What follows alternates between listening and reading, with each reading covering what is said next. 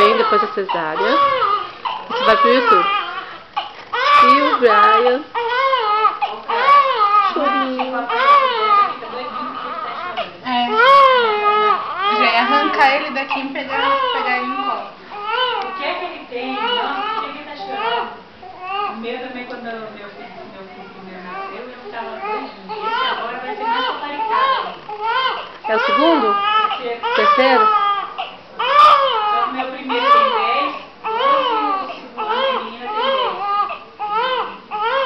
Ontem ele não deixava eu dar pra ele, porque ele cismou que ele tava chorando porque era colo. Pois ele que acostuma no colo depois. Daí a médica veio e falou assim, eu acho que ele tá mamado. Beijou ela no ele, com o colo do É papai. igualzinho o Ai, vovô. meu Deus do céu. É igualzinho o vovô.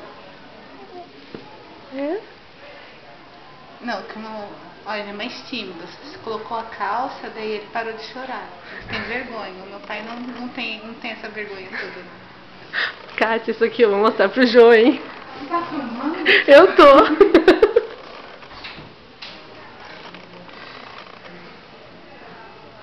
Nossa, eu não pensei que ia estar tão quente assim. Gente, tá calor, hein? Pensei que era só eu. Nossa. Ixi, ele Quem tá tem calor eu senti, a hora que eu tava procurando o sentindo. dedo. Acho que ele tá querendo Tá querendo mamar de novo. alguma coisa diferente de dedo. Ó, que bom que ele pegou hoje.